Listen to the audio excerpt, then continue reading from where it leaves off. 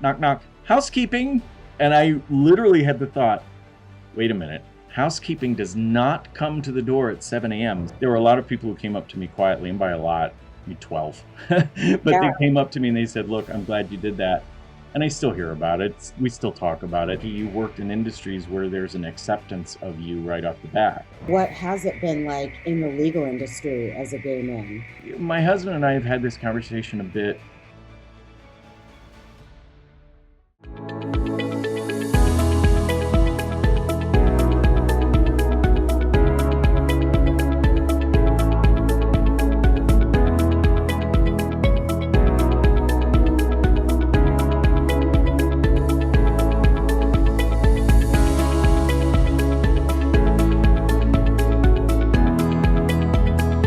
Hi, everyone. Welcome to an episode of Breaking Rank, the podcast where we lead without permission.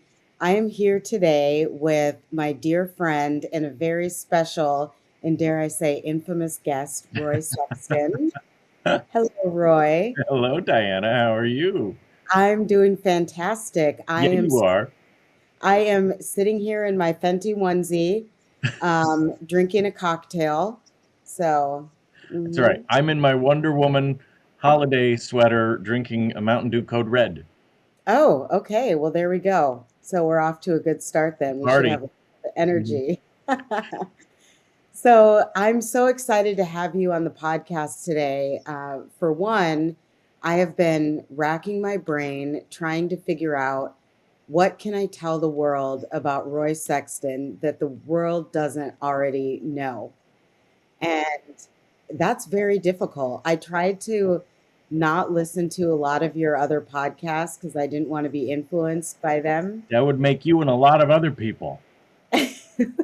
No, I mean you're everywhere. And it's funny because when I was trying to go through, I had all of these interview questions prepared, and then I'm like, what am I doing? I'm talking to Roy here. So you are a pro at this. And just out of curiosity, what do you think it is about you that makes everyone want to have you as a guest? I will show up at the opening of an envelope, as I think Joan Crawford said about Lucille Ball or Betty Davis. I'm not sure. But no, I mean, the truth of the matter is I'm thrilled to be asked. I'm still shocked to be asked.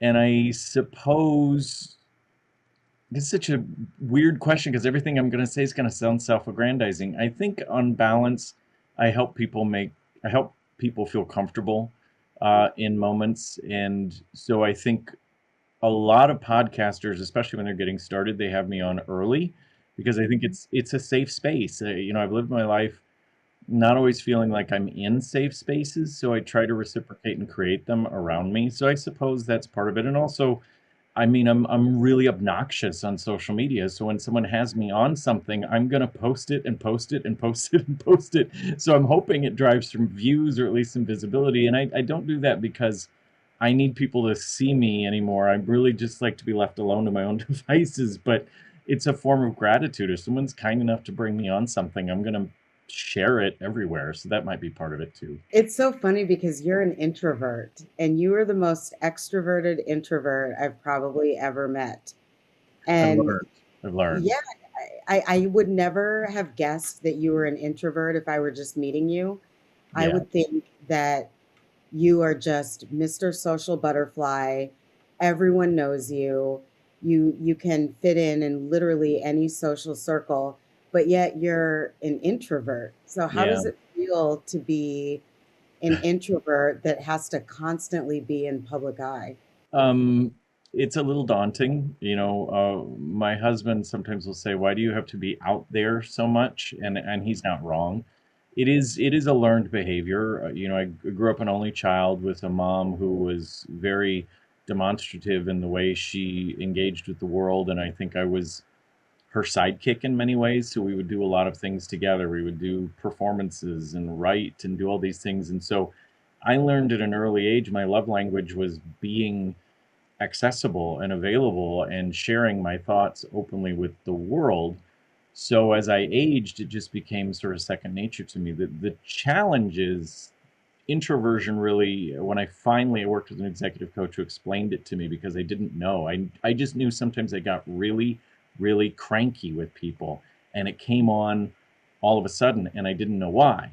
And as we talked this through, she said, well, I think, do you get your energy by being alone? I go, yeah, I have to recharge. I like to sleep in. I like to read books. I like to be by myself some portion of the day. Since moving to Chicago, I have an hour plus commute going back and forth, and people are like, oh my gosh, that must be so terrible. I'm like, it's perfect for me because I have that time to recharge. But it doesn't mean I'm not social. It doesn't mean I'm not gregarious. And I really enjoy the company of other people. I like learning from others and seeing what motivates them and helping them feel surer of themselves in a world that I've often felt unsure of myself. And so I think when I sort of overcame what in my youth would lead me to kind of shy away from social situations and realized I use social media, I create connection points with individuals. So when I go into a larger social setting, it's not as overwhelming for me. Then I've tried to replicate that. But you're right. There are times in my life when I was LMA president, notably, that I thought, I don't know what really famous people have to go through because this is too much. I can't do this. I can't be Beyonce. I wanted to be, but no, thank you very much. I want to go. You mentioned being LMA president, and I served on the board with you for a few years. You And did. I I want to go back because I have to touch on this point. I know it's been talked about before, but when you were LMA president, you were not only accessible, but you also had town halls and wanted to get feedback from the different members of LMA as a way to kind of influence what your priorities were for that year. And you did your kind of listening tour, but you also, what you're probably best known for and will always be known for, is the fact that we had our LMA conference in Florida at a time when they were banning books, trying to ban drag shows, all of these things. And of course, you came out and sang Born This Way by Lady Gaga, had a drag queen come out in Florida. Mm. And I remember being in the audience because I knew something big was coming. Like I was just waiting. I was like, I know something big is going to come. And it's Roy, like it's going to be extravagant and it's going to be amazing. And I was not prepared for what I saw. I was literally like, is he really doing this? Yes, yes, he's really That was doing this. also going through my head at the time too. I was like, and it was so amazing. And I saw people in the audience just standing up and clapping and everything.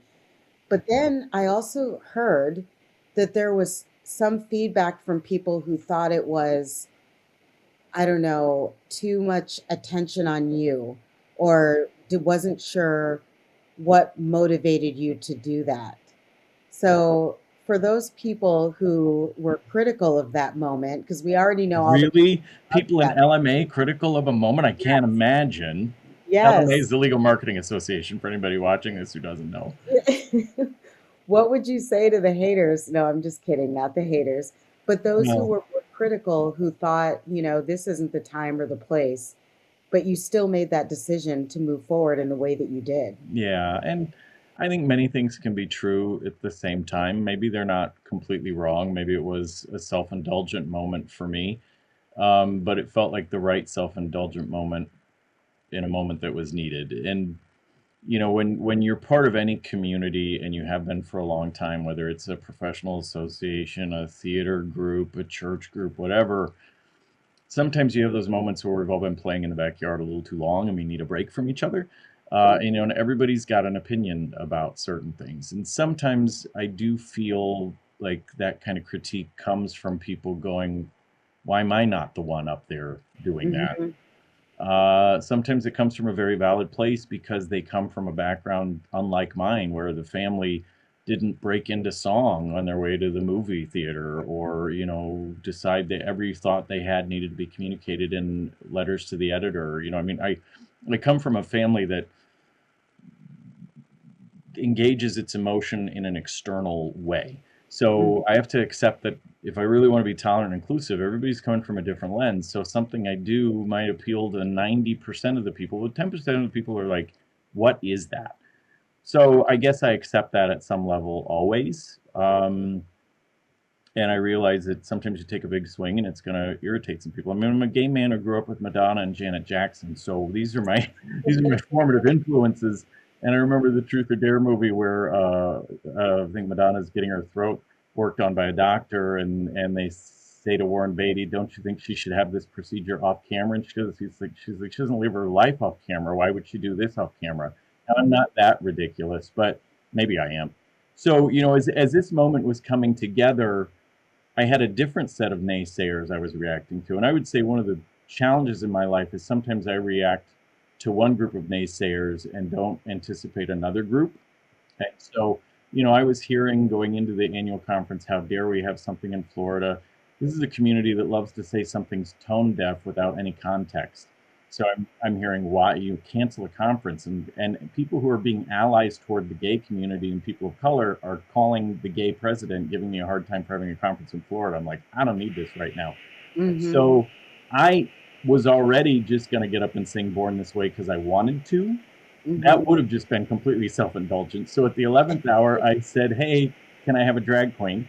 And they said, "What are you going to do with her?" I said, "I don't know. Remember, this is 8:30 in the morning, everybody." Yes. And so we worked this out, and Athena Dion, who now is a cast member on RuPaul Drag Race season 18, Mhm. which is amazing, she comes out in the second verse. And so yes, it was a moment for me. I get to be the LMA president. This is a capstone experience in my life. I'm going to make the most of it. It's going to irritate some people. I've gotten that my whole life. When I was a little kid, my mom got me on the local CBS affiliate doing commercials about how kids could walk home safely back and forth to school.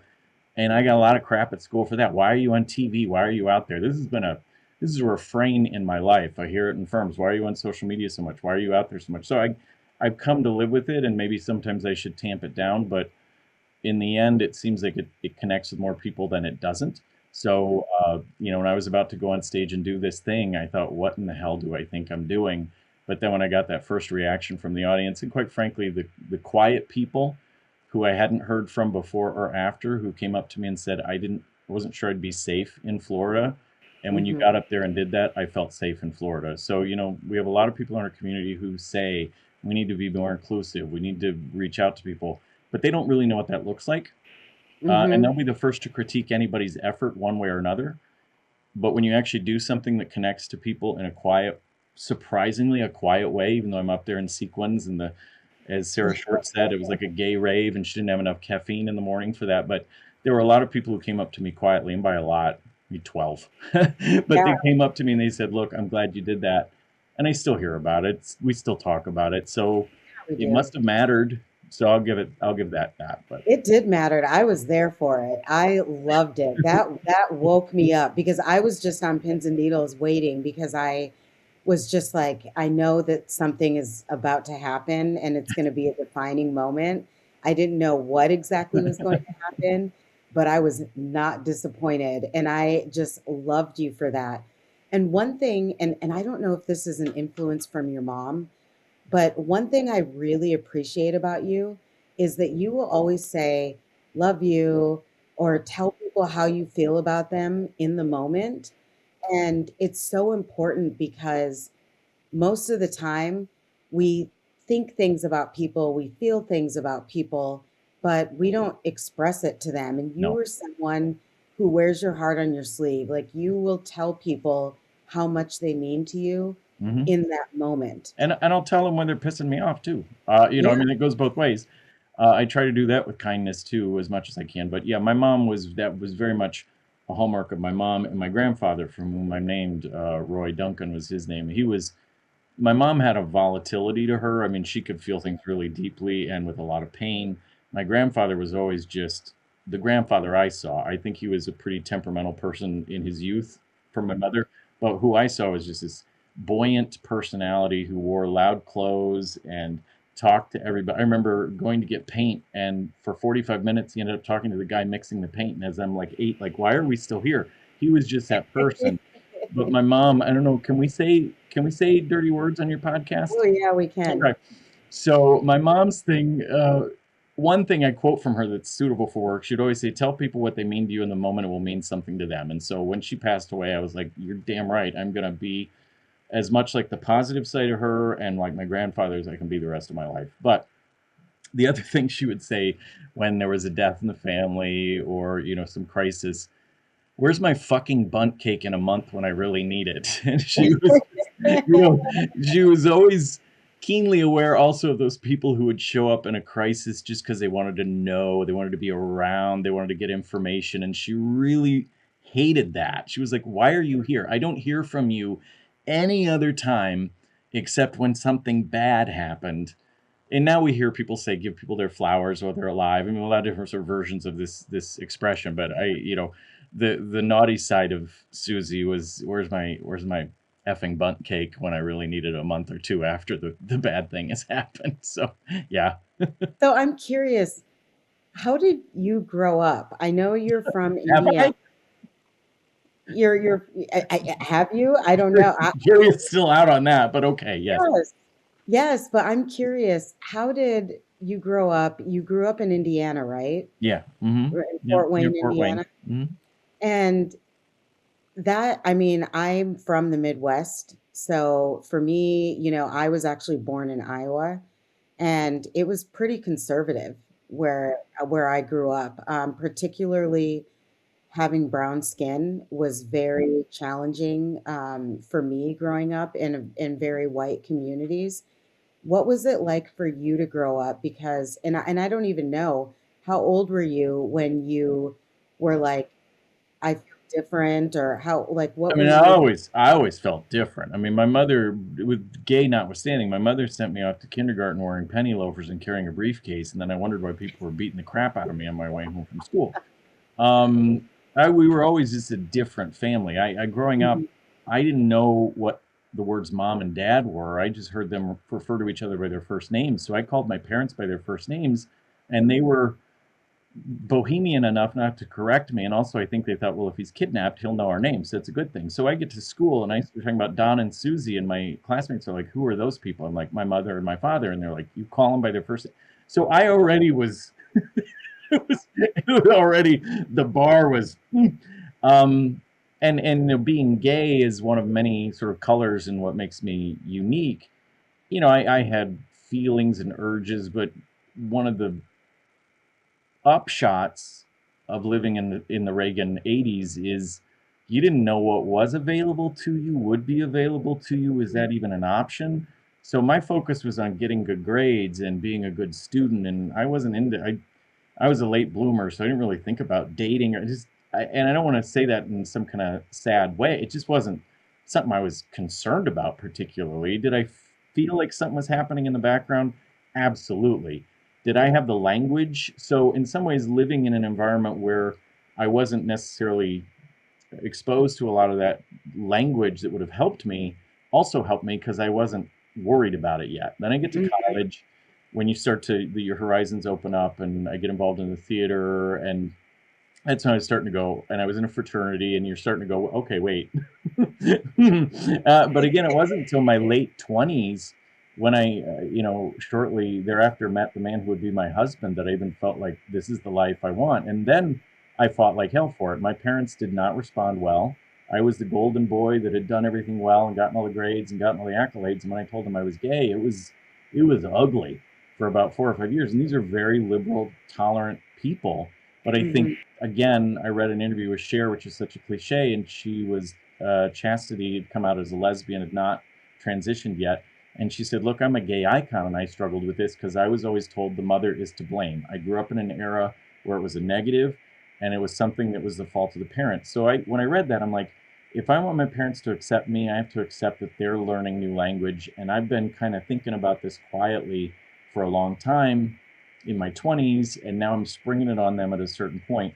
It's not going to be a hallmark moment. So, but back to your other point about what kind of my home life was like, it was pretty amazing. I mean, we didn't have a lot of money, and my parents spent every bit of money they did have, but They bought books, they bought records, they collected things. We would do these homemade Halloween costumes as a child were mortifying, but now I'm like, I was Jacques Cousteau, I was Charlie Chaplin, I was Schneider from One Day at a Time. I mean, I'm everyone else had the plastic mask, and I'm out there with this bespoke costume, and we had fun. We wrote and created and did art together. And my mom would torture me with all these old movies and say, "Come down here, I want you to watch this black and white movie." And now I have this language of film that I wouldn't have had otherwise. So in a way, even though I was in a relatively small town in Indiana, I felt like I had a whole world in my home. And my parents loved every kind of artist. They loved My mom was a big fan of Lena Horne and Sammy Davis Jr. and Barbara Streisand Streisand, sorry, Babs. My dad's favorite artist is Duke Ellington. So it wasn't like a home where we were making differentiation about color or race or ethnicity or even sexuality. They love Billy Strayhorn, and I'm trying to think of Harvey Firestein, different people that there wasn't any judgment about people for who they were in my home. So when my parents had such a difficulty with me being gay, that seemed so strange, given how accepting they'd been of artists and everything. So I'm lucky in that I grew up in a home that had exposure to everything, but was also sheltered enough that I focused on my studies and just being myself and not worrying too much about the world at large until I had to. What is it like, or what has it been like in the legal industry as a gay man? My husband and I have had this conversation a bit. He's been in automotive his whole career, where you really did have to hide your identity in a lot of respects. And I was in healthcare and then I was in legal, and he says to me, "You're so lucky you worked in industries where there's an acceptance of you right off the bat." So you always have to think sort of relatively, because I think some of us in legal, we feel like, gosh, I can't shine every color of the rainbow I am in these environments, because it is a very buttoned up, look to the left, look to the right kind of place. But I've been in legal for 15 years. It's probably lucky that also that I got to legal a little later. I was 2012, so I was nearly 40 already at that point, and I kind of knew who I was. So I had a sense of self coming into these organizations. But what I have generally found is you're working with a highly educated group of people. And when you're working with a highly educated group of people, they, on balance, are very accepting of a lot. And that's not quite the right sentence I want to, but they're interested, especially once they get to know that you have the goods. Yes. You're engaged, you're talented, and I reciprocate. I take interest in them. I would say the thing that I find challenging in law firms isn't so much being a gay man. Now, I'm lucky. I'm white, I'm male, and I'm gay. So I can code switch probably more easily than others in these Hmm. environments. So I don't have the same burdens in that way. But where I struggle sometimes is this personality I have, that I want to laugh, I want to be silly, I want to make mistakes, I want to explore and have adventure. That's where I have the harder time in law firms, because law firms are not environments, but they're still human beings. And I think where I've found the balance is making sure I deliver, get my shit done. I'm as precise as I'm capable of being, and Hmm. I'm there. I'm always there. I'm always responsive. So then these other parts of my personality generally become a benefit to the organization. But I will tell you honestly, every firm I've left, it has been because at some point I started to get the whiff of, "You're too much for us." And I'm like, "Well, if I'm too Hmm. much for you, this ain't gonna get any better." Because Yeah. I get, again, to your point about me being an introvert, I get more this way the more comfortable I am with people. They're like, "Oh, could you get more uncomfortable with me?" I went the one that was a little more reserved.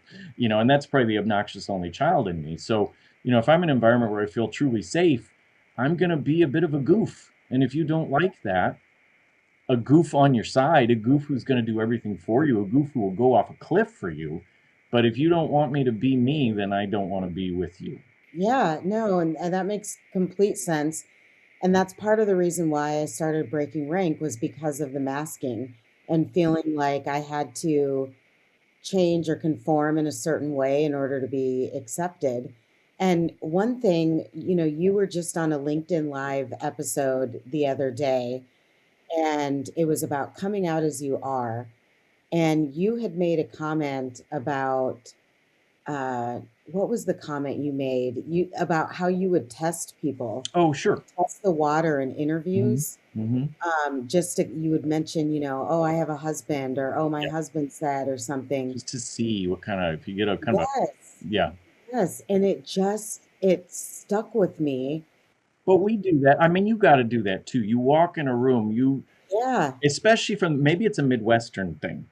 Because I can go in a cowboy bar. I that sounded like I'm being disparaging cowboy. I growing up in Indiana, I can go into any kind of venue and be okay. Now, again, I'm a white male, so I get away with a lot more. But I know how to calibrate, right or wrong, what, but I also don't stay there very long if I feel like, but I can kind of test. That's why I, wear a pin, or you say husband, I can sense the vibe, I can read it. And if I'm reading it ain't for me and you don't want me, I'm not, I get plenty of other places I could be. it was so real to me when you made that statement, because I felt like that. Sometimes I walk in sometimes and I'm like, do I have braids on? I have, braids in my hair. And how are they? I remember one time I interviewed at this firm, and it was me, and they had invited like 15 people in the room. 15. I was the only person of color, and I think there were only two women, Mm, and the rest were all white males. And they were, I won't say the firm name, but they were all sitting there. It was the final interview. And I was sitting at this table and they were all around me. And the whole time, all I was thinking about was, how do I look to them? yeah. I'm coming in looking like this, I don't know, African American girl with chubby cheeks and curly hair at the time. I didn't even have braids in my hair at the time. And I felt like everything that I said was going to be judged in a very particular way. And I think when you made that comment, it really resonated with me, because for one, it made me feel like I'm definitely not alone here, because No. other people are testing the waters as well to kind of Hmm. see how are they going to react, particularly in legal. But it Hmm. also just made me want to give you a big hug and just beat the shit out of people, because I was just like, oh, that makes me so mad. Like, why does he have to do that? But here's what's funny about that too. So my first law firm was Trot and Trot, Dave Trot. I mentioned him by name. He ended up running for Congress as a Republican. We should get into politics, and then whatever. And during the interview process, I was me, and I was talking about things, and even don't talk about politics and religion. We were very opposite perspectives, but and then I walked out and I saw in the hallway all this is I'm so clueless. I didn't pay attention when I went in his office, but when I left, I saw his picture with everybody, every George W. Bush, McCain, Mitt Mhm. Romney, and I'm like, well, I'm not getting that job. Next day, he made me an offer, and I was like, Wow. okay. So I think that and we had a wonderful ride together. And when he got elected, he said, "I'd like you to MC my victory night." I said, "Do you want to hand me a microphone in that room?" He goes, "Yeah, it's going to be fun."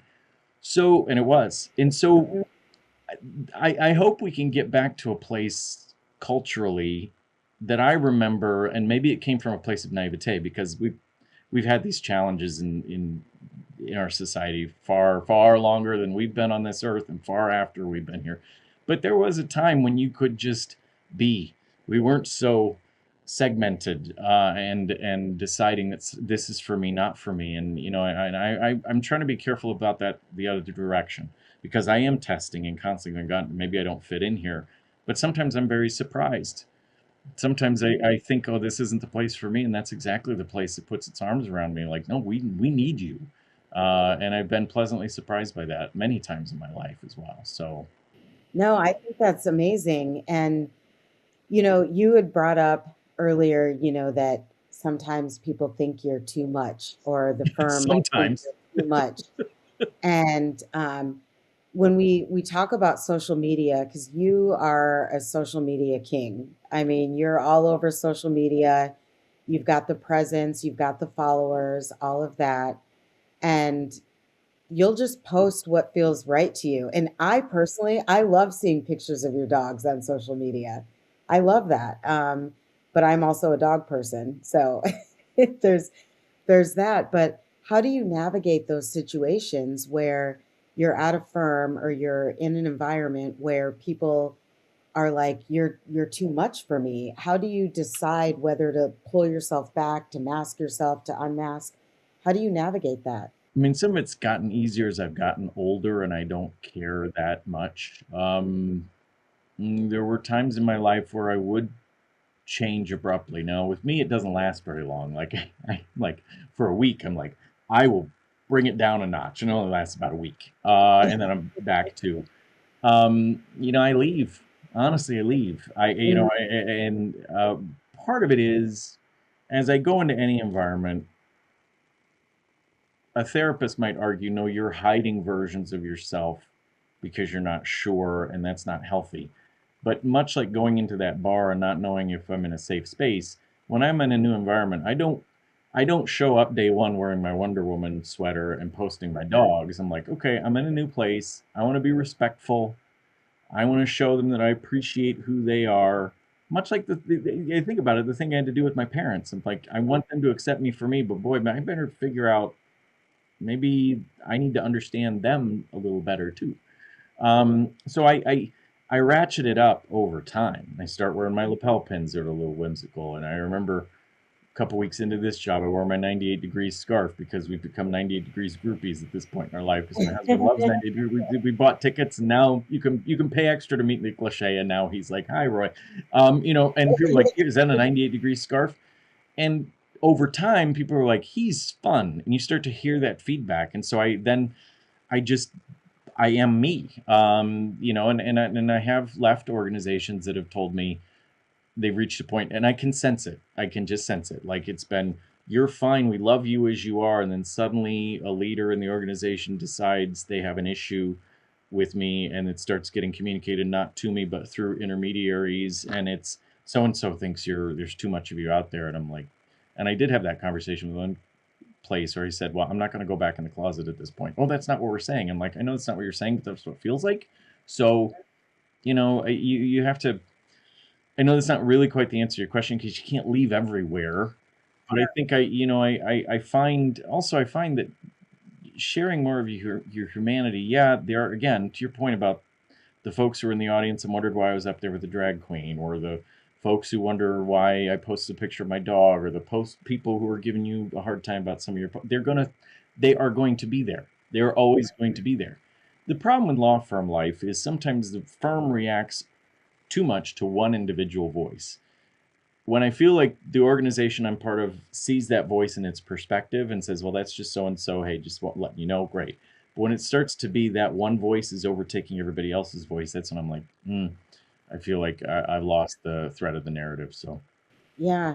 And speaking of therapy, I love my therapist, but if Roy were my therapist, oh, God what help advice you. would you give me? I'll give you a scenario. So I started sharing more personal things on LinkedIn this past year. Hmm. And I had always been kind of buttoned up about LinkedIn because it was the space where you're like, oh, these lawyers made it on Chambers and blah, blah, blah. But then every time I switched a firm, I kept feeling like it was so disingenuous because I'm Mm, like, I can't, at some point, I have to think about what is my personal brand outside of my law firm, right? And my personal brand is not how many lawyers at my firm made Chambers. And I started just slowly just putting little things about myself into LinkedIn. same And thing. it was You were like crazy. peddling, like I do. Like, Yeah. let's see what and that's Yeah. theater too. Let me. Am I going to get a laugh here? Am I going to get a? That's okay. It's you're Yeah, seeing. Yeah. Mhm. exactly. That's And I just marketing too. started That's testing. Yeah. sprinkling things here and there. And it started resonating. I mean, I had someone in Paris, France that reached Mhm. out to me and was like, "Oh my gosh, this story was, Right. really whatever." And I actually got turned into HR for one of my posts about being a black woman. And it really stuck with me because when I got the call from HR, I was like, "What is this about?" And it was kind of like, "Oh, your posts on LinkedIn." I'm like, "Is there something wrong with it?" I don't mention any firm names or whatever. Um, and I didn't get in trouble, but it was just the act of like It puts a chill in having, the air. yeah, to explain it, where I was like, how much of myself am I allowed to share Yeah. that is not going to get me in trouble? And then also kind of anger at, why do I have to be worried about this? Why can't I share what I want? So if you were my therapist, what advice would you give me?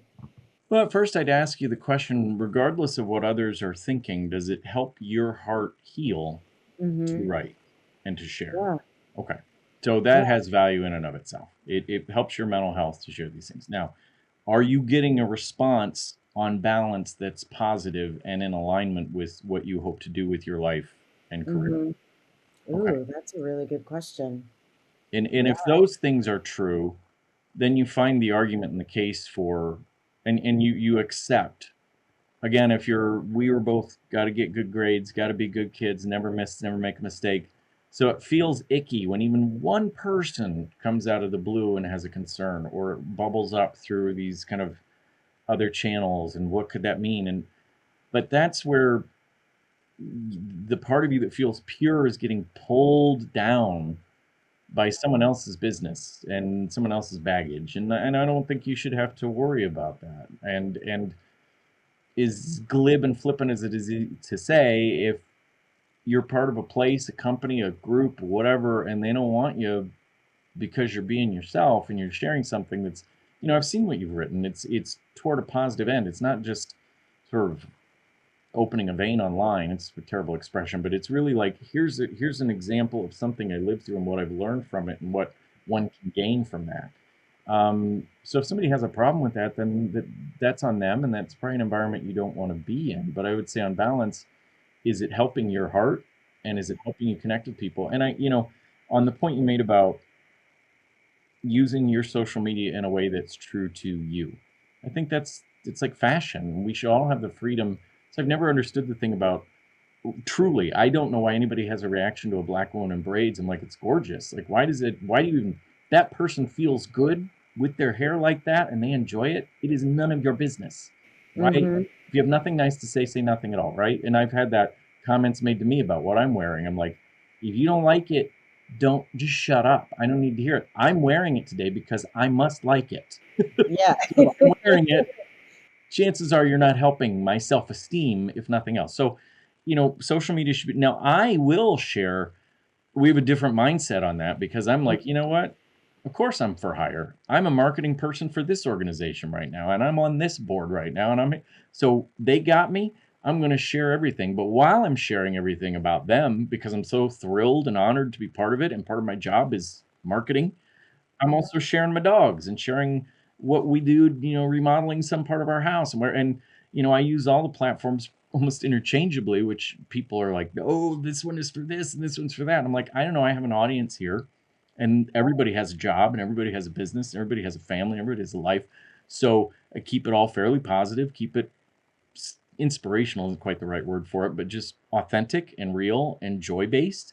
And so I'm like, good. And I know that I'm going to pick up some people that are going to read some other content about Ronald McDonald House or Legal Marketing Association or Mosaic Youth Theater or Vetter Price, because they're also seeing if I posted a movie review or something about my dogs. And someone would say, well, is that our target demographic? I don't know. Probably not. But chances are they know someone who owns a business, has a legal concern issue. And I have found that, that's not why I'm doing it. That's not, not generating leads for anybody through that, other than creating awareness. And Yeah. I do think in this moment of AI and generative engine optimization, inadvertently, I want to pat myself on the back, because all this junk I've been putting out there, now we're finding the big platforms like LinkedIn, Facebook, others, they're feeding these generative engines. And so some of that content is now out there in such a way that people are finding it more than if it was just on somebody's website and it went there to die. So That's so true. I'm going to switch gears a little bit to your role as a chief marketing officer. And I've always just kind of wondered, what is it like to work for Roy Sexton? that's interesting. You ask that, and I hope it's positive. I have, just like when I got to be LMA president, when you get to be chief marketing officer, somehow people think you magically know all the things, and you're in some kind of weird magical bubble over here, and I'm still the goofy person that I've been this whole time. So in bringing on talent to the team, there have been people that have joined now my team who checked in with people that worked with me at other places, and I'm happy to report I've gotten good marks. And one of my teammates, and I'm not being coy about not naming names. I'm like, that's their story to tell, not mine. But one of them would go to LMA stuff and would hear, "Is Roy really like he seems?" And she's like, "Yeah, he is. This is who he is. He's Mhm. probably probably frustratingly goofy sometimes, but he's actually pretty decent and nice. And sometimes he gets a little edgy. And mostly he only loses his cool when he feels like people aren't really the things that push my button. If I'm ever going to get angry, Mhm. it's never mercurial. It's always when I either feel people are intentionally pulling away from each other when they don't need to be, or they're not telling me the truth. Those are the Mhm. two things that send me into orbit. But otherwise, I'm very much like, we can figure this out. We'll all work it out together. None of us are perfect. God didn't make any of us perfect. We all came off the line with a lot of goofy flaws. So let's work this out and be in it together. And I'm not particularly hierarchical. You Mhm. got a brain and you got an idea, let's express it. You want to talk to the CEO, go talk to the CEO. You get you get what you can imagine you get, Yeah, both good and bad. I've always wondered. I'm like, what would it be like to work with Roy? Because I hope I it's fun for people. I hope I leave things better than I find them. That's all I hope for. yeah, definitely. So I want to talk really quickly about real Roy reviews. Okay. I know, and I do because I love this about you. I love that you've got your own site, your own blog, and you critique movies, Yeah. and you're Just the pretty ones I want to see, not all of them. amazing at it. Oh, Like your reviews are so freaking good, like thanks. really good. I enjoy And doing them. how did you even get into that? I know you have a theater background. I know Yeah. you, but how did you get into like what made you think I'm going to start doing this? Well, go way, way back. So again, remind my mom making me watch all these old movies. So I have this sort of repository of knowledge, and some people can remember lines from movies. I can't. I can't remember lines from plays I'm in. People will tell Mhm. you who are in shows with me, yeah, he can't remember his lines. This asshole.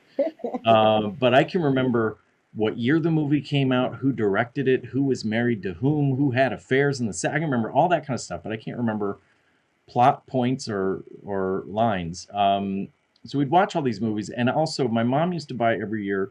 Leonard Maltin would release a paperback book this thick, and it would have little capsule reviews. I've never really told anybody this, and I would study that thing and read. And what did he say about Superman? And every year, new movies would get added from the year before, and you're like, oh, he gave that 4 stars. So I was always fascinated with what he had to say.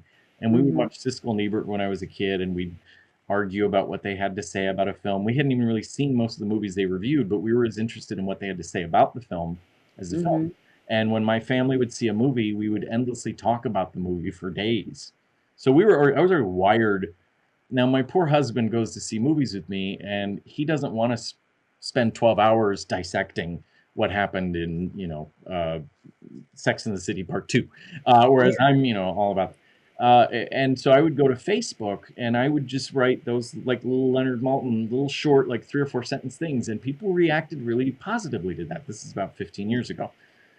And everyone's like, you should write a blog. Everyone does this. And again, remember I said when I fall prey to the thing everybody tells me to do, it's Uh-huh. usually and I'm like, I'll write a blog. Everyone's telling me to write a blog. So I wrote a blog and nobody read the goddamn thing. All these people are like, write a blog. I'm like, where are you? I've written this blog. I'm writing. Now I went from 3 sentences to 4 paragraphs and crickets. And I then started to be like, well, Roy, use social media. And I will say part of what I do with social media and blogs and stuff is I'm playing in the sandbox so I can bring some of those skills back to my firm, but in a polished, thoughtful way. So what I've learned about social media, a lot I've learned from LMA, but also from playing with that blog and pushing it on different platforms. I'm still on Tumblr. I don't know why, but one night I noticed all the buttons at the bottom of my blog, and I'm like, I'll join all of these things, and I'll start sharing to all of these platforms. Mhm. Pinterest. I get more of my views from Pinterest than anywhere else. I still don't know. I get like Really? 30,000 views from Pinterest. What? I don't know why. So, but I How? so I just played and had fun. And then I got into a thing where people were like, go see this, go see that, go see, and then it started to not be fun for me because I review the movies I want to see. So you got to understand the barrier. I already want to like this thing that I'm about to see, and if I don't like it, I really don't like it. But there was about 2 years I'd go see anything, and it started to become not fun because I'd come home and I'm like, oh God, now I got to write something about this movie and I got to post it everywhere. But so it's sort of morphed now back into I write maybe a movie review every like month and a half. I just saw Wicked Part 2 because I wanted to see it. And then the rest of it's all like legal marketing stuff. But it's, it's a nice repository for things that are going on in my life and things that I want to capture. And it's been fun to also go back now. They've been doing about 15 years. I can go back. I remember whenever Magic Mike came out that summer, that was when I started. So Wow, that's a long time ago. it was a long time. And I That is a long time But that's ago. so indicative of my personality. And I don't know if your viewers, but my room behind me is everything that from my youth. I mean, I'm that person that I keep doing something over and over and over and over, even if no one cares and no one pays any attention to it. I'm like, well, I'm doing it now until Like I that die, poor little bunny that you rescued when we were at a board meeting. right? Which is in Remember, that closet back there. Yes. is Uh-huh. it there? You still have it? The Oh little yeah. Oh bunny? God, I'll never get rid of that. Oh As my goodness, that's Laura so Gassner funny. Otting called him, Bed Bugs Bunny. Yeah. I Oh, so we were in Florida in advance. So when we were on the international board, this is way inside baseball. We've lost everybody. We would have a board meeting in the location of the annual conference like a month or two before the conference would. So we're in Florida in advance of this conference, and because I'm me, I'm wandering the streets at night looking for some Mountain Dew Code Red or Pepsi Zero, and I was found a 7-Eleven where I got my Pepsi Zero, and then this poor, sad, stuffed animal was in the street, in the mud, in the water. And I actually was like, Roy, don't.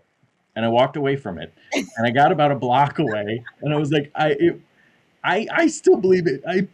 I watched it movies as a called kid, to and you. I spoke to me, and I still feel like the toys come to life when we leave the room. I'm nuts, and so I Yeah. was like, this poor thing. So I took it back to the hotel room. Now in your hotel room, I don't have any of the resources. Like I don't have a washing machine, so I'm pouring shampoo, and it was so filthy. That tub was so gross, and I took a blow dryer and it was like a very, very dark rust color when I got it, and it's kind of a beige color now. It was quite filthy. But when I did bring it home, I actually ran it through the washing machine a couple times. But you all were like, I can't believe you. This is our president. He just rescued a dirty stuffed He animal from just the street. rescued a dirty stuffed animal.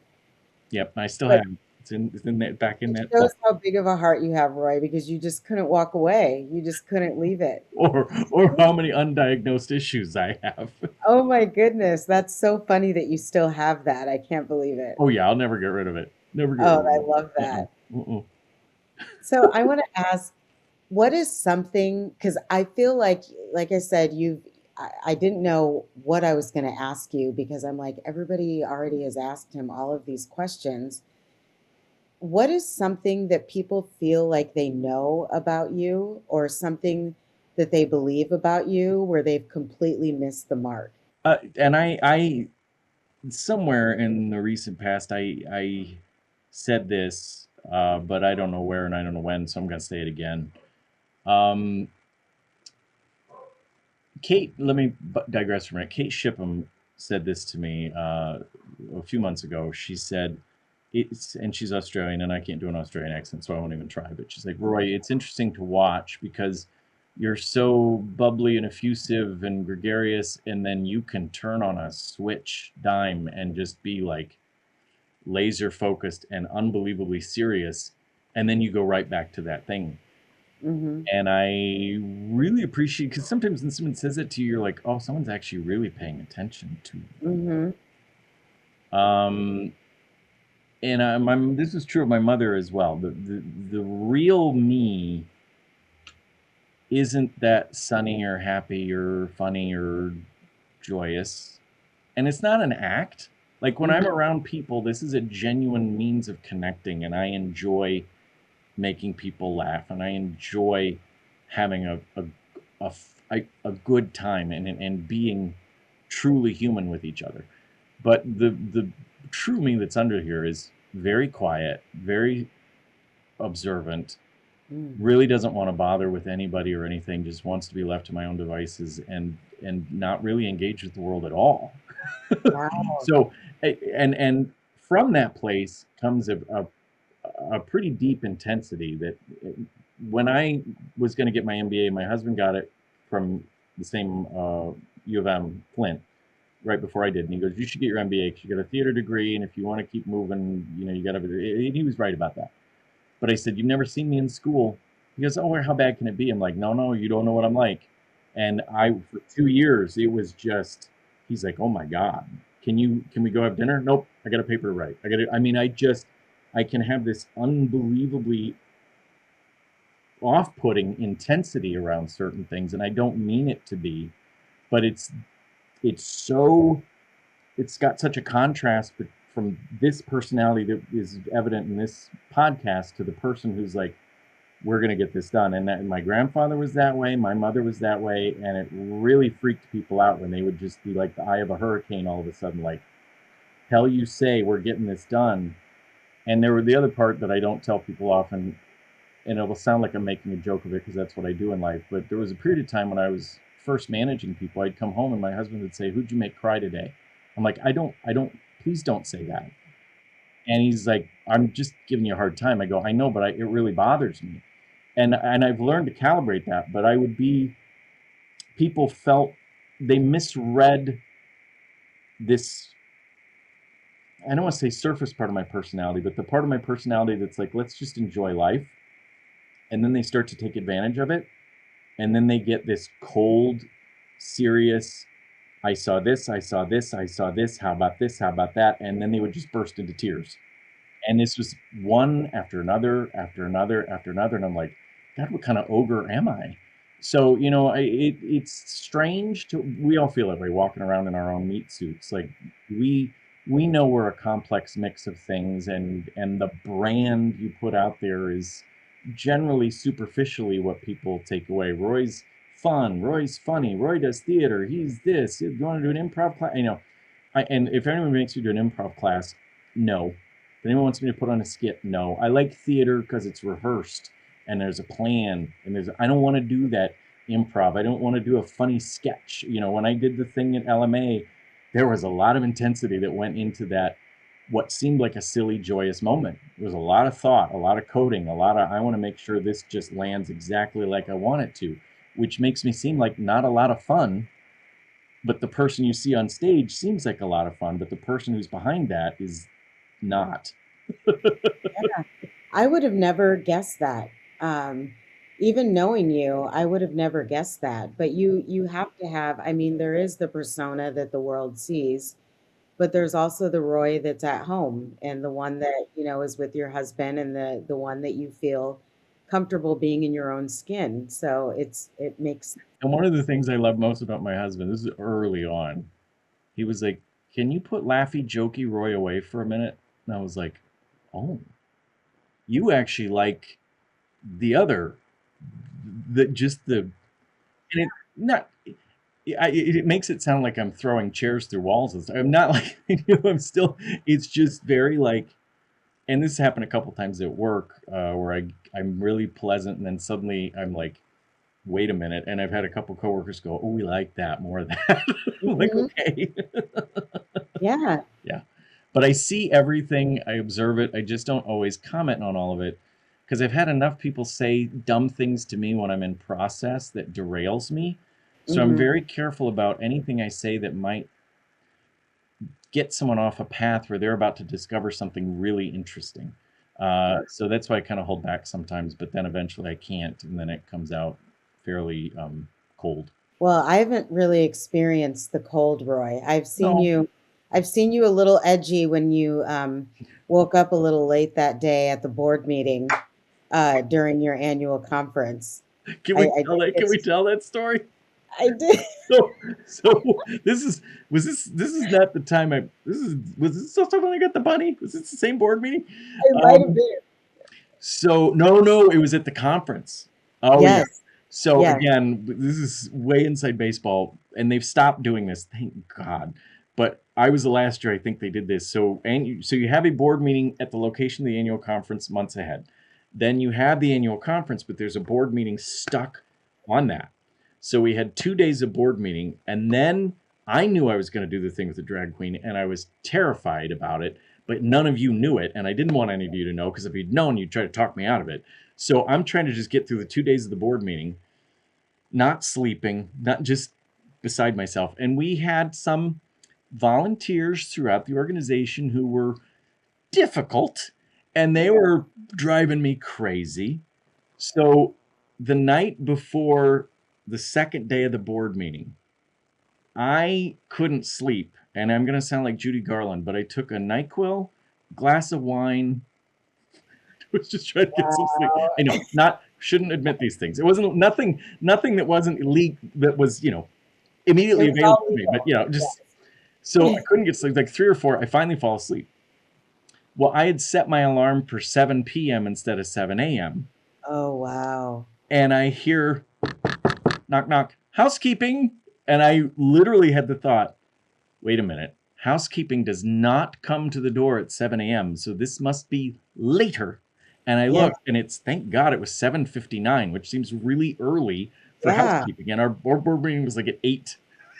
So I called our exec director and I go, I'm going to be a minute late.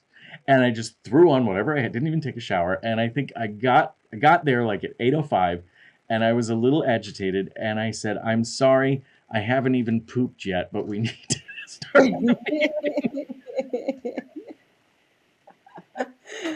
I remember, and that was the most probably frazzled I've ever seen you. And the most that was the edgiest I think I've ever seen Roy. Like I was like, whoa, I am not going to be saying anything incendiary at this board meeting today. This is not the time. But the problem, I'd done all that to myself. And that's what I learned that weekend, or whatever it was, week. You carry around all the ghosts and the voices of the people that you think are going to give you a hard time about this, that, and the other thing. And thank God the theater part of me still was able to do what I needed to do. And people didn't know that behind it, I was just, I had a panic attack that after it was all over from carrying around all the trying to be the best little boy for everybody stuff. And it does, it Yeah. erupts. Either I don't sleep and something happens, or then I get snappish. And so, that year being that role was really good for me in a lot of respects, because I didn't lose who I was, but I also was like, Roy, nothing is this important that you lose sleep over, or have panic attacks, or snap at people. Nothing's that important. So Yeah.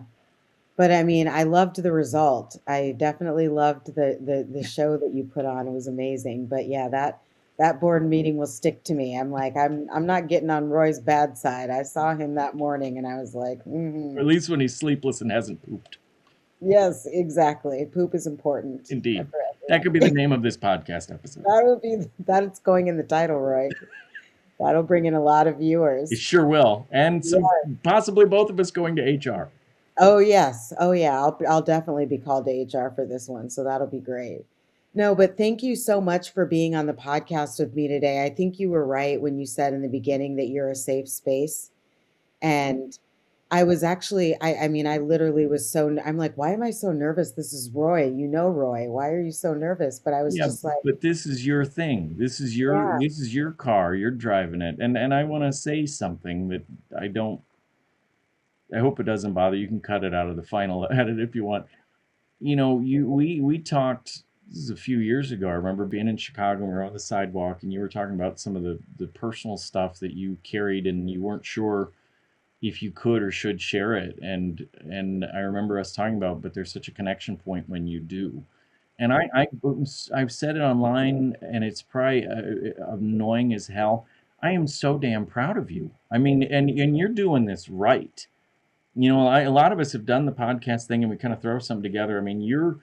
You're filming the video, you're setting it up properly, you're hiring the talent to help you launch. You're doing it right, and you're doing it because you believe in the power of your own voice. You're taking a bet on yourself, and in doing so, you're lifting everybody else around you, the firms you support, the friends you have. It's powerful, and it's a wonderful thing to see happen. So to pay it forward, if what I did with a drag queen a few years ago on stage helped lift you up, you're lifting all of us up now with what you're doing. You're inspiring all of us to go, that's how it's done.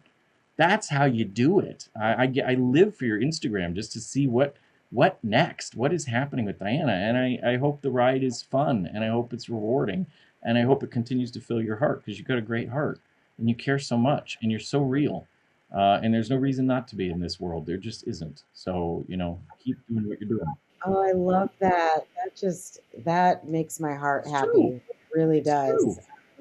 Because it is a labor of love. It is If it you is can, work and it's a labor of love, but I believe in what I'm doing. you're giving it your all, and that's all we can do in this life. Leave it all on the field and go, I did what I wanted to do, and I feel proud of that. And Yep. don't worry about how it lands or what people are always going to have something to say. But on balance, people are going to be very impressed and in awe that you did the thing that most people just dream about doing.